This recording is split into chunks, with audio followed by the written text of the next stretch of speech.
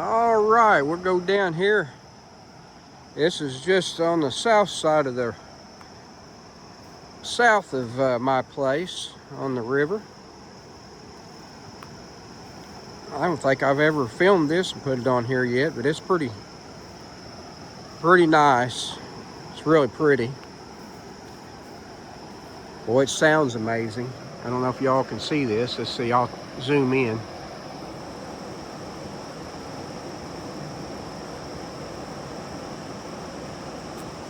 River's going to drop a couple more feet and this will really be beautiful then.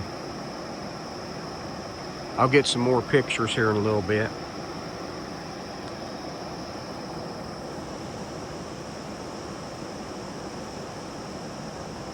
Well, the sound of that water going over they call it the falls in Dawson Falls. The sound of that water going over that sure is, kind of sounds like a windy ocean day when you're on the ocean and it's real windy.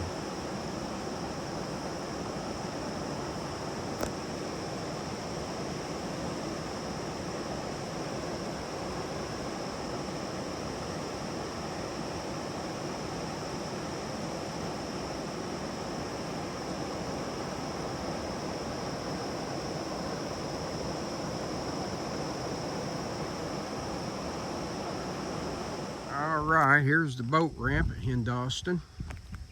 Used to be a little community here. I'm gonna give some good information about the community. Used to be here a little bit, but I wanted to get some video of it. The water's still too high for, normally there's a big, huge flat rock, they call it.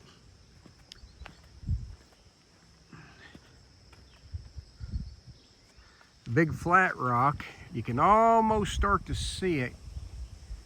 There it's starting to show. But this river, there is a flat rock that goes all the way here, goes out there almost to the edge of the river and comes all the way back. It's huge. I'll eventually get some film of that as soon as the river drops some more. But quite impressive, I'll tell you, once you see it. I don't know if I can get over here, look up that way. Let me see here.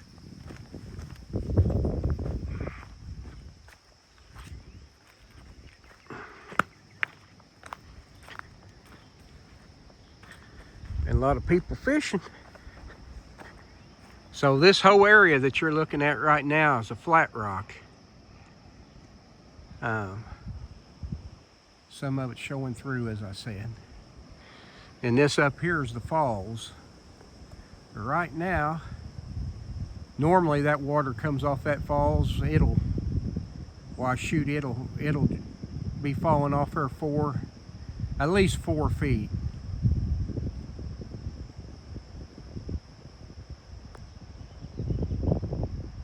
But anyhow, it's a shame that that's not showing right now, but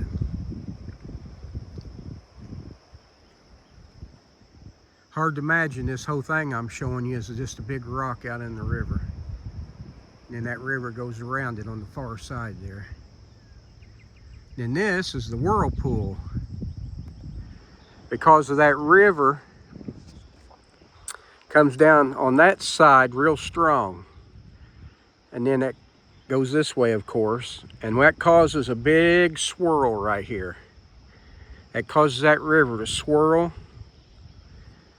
like that, and unfortunately it has a vortex to it, or whatever they call that, and it sucks you under the water. If you can't swim very well, you're going under. There's been a lot of people die here, a lot of drownings. Now it's much worse when the water even gets lower. Now here you go, let me see if I can, I don't know if it's going to show up on the camera. It's already started. Okay, right here. That right there, see that water? I get my finger up here. Yeah. Let me back this out. Well, there it is. See, you see water going 2 different directions. See there? See that swirl? And that only gets much, much more intense as the river goes down. Boy, let me tell you one thing. You can catch fish. I'm telling you, the fishing's unbelievable. I mean, it's just throw your line in and hang on is the only thing I can say. It's always been that way. All right, we just came from right there, and the river's down in there. And this up here is the Hendauston, used to be the Hendauston community. Used to be a big sawmill out on that flat rock, and they used that water to run the wheels to run the sawmill. That was back in 1818. This was a small community of settlers. Lately, they've come back out here, community has, and put in a shelter house, which it's pretty, I would say that this is a pretty nice little shelter house.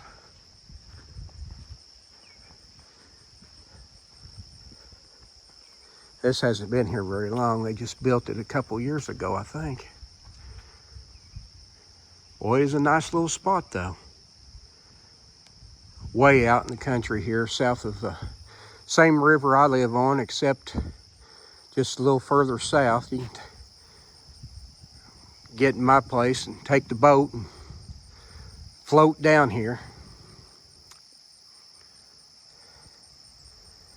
It takes a few hours to float down here because you only going fast as the current, so you can just figure about 3 miles an hour, maybe, depending on the water volume. Anyhow, there's a cemetery back here, way back in the woods, and that's where all these people that were here, and I shouldn't say all of them, but a majority perished. And I'm gonna give you the history. All right, I'm gonna try to give you some history of what happened here. It used to be a big settlement for its day. It's Hendauston Falls. It says the area was first settled in 1818. Hendauston became the county seat of Martin County, boasting a population of approximately 1,200. This made Hendauston one of the largest settlements on the Indiana frontier, with many residents living along the White River. The town's strategic location along the major route between New Albany and Vincennes fueled its rapid growth. However, Hendauston Falls' prime location along major travel routes became its undoing.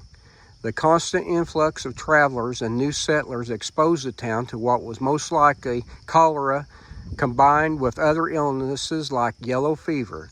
Within a span of just 4 years, the majority of Hendauston's population had either perished or fled. The town was never occupied again. So if you had 1,200 people here in 1818, then got wiped out by cholera or yellow fever, I'm sure they was hundreds died. Matter of fact, I know they was, because there's a big cemetery up there where they buried a lot of them. And I'm sure they were buried all over the area, actually. So anyhow, that's the history of Hendauston Falls.